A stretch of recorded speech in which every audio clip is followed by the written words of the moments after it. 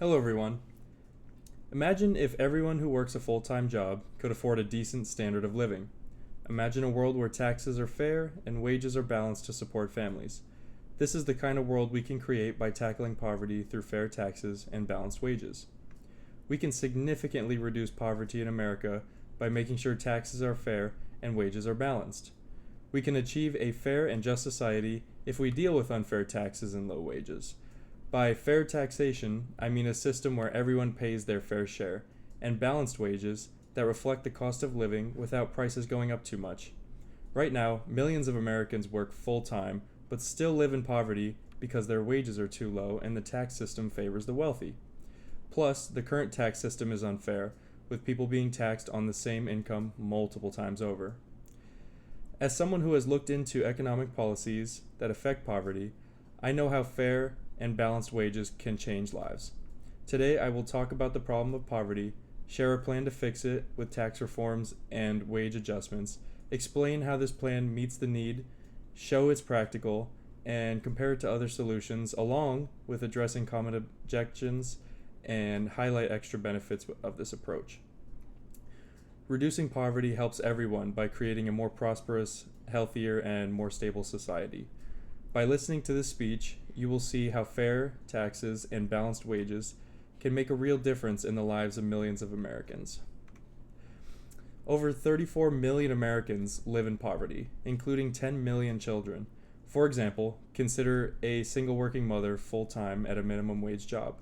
Despite her hard work, she struggles to pay for the basic needs like rent, food, and childcare.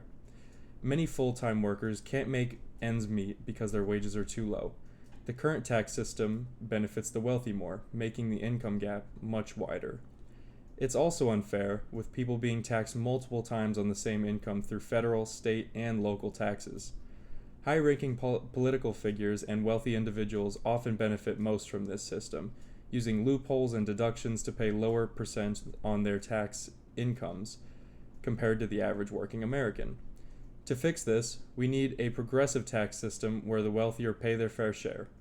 According to the Institute on Taxation and Economic Policy, a progressive tax system can help reduce income equality and generate necessary revenue for public services. We should simplify the tax code to eliminate double taxation and give tax credits and deductions to low middle income families. We also need to adjust wages to reflect the cost of living without causing prices to skyrocket. A progressive tax system will generate revenue for essential public services and reduce inequality. Simplifying taxes will reduce the burden on middle and low income families, putting more money in their pockets.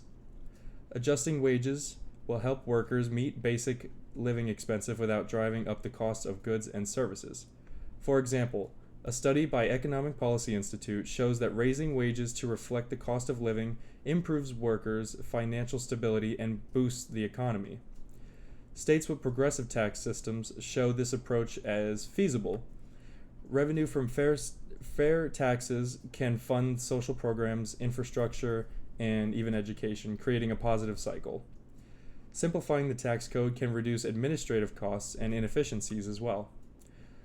Unlike most one-dimensional approaches, this plan addresses both income and tax policy, tackling poverty from two critical angles. This plan draws on a successful model from other countries with lower poverty rates and higher standards of living. For example, the Scandinavian countries with progressive tax systems and balanced wages have significantly lower poverty rates and higher living standards compared to the US. One major objection is that adjusting wages without raising minimum wage won't be enough just to lift people out of poverty. But by focusing on wage adjustments that reflect the true cost of living and ensuring fair taxation, we can create a more balanced economic environment without having the bad effects of inflation. Additionally, it is crucial to note that our taxes are often misused. Instead of being invested into areas that benefit the majority, such as healthcare, education, infrastructure, they are sometimes funneled into less critical and wasteful expenditures. By redirecting tax revenue into essential services and programs, we can ensure that our money is spent on improving common good and enhancing the quality of life for all citizens. For example, investing in education can create a better opportunity for future generations, and improving healthcare can lead to healthier and more productive population.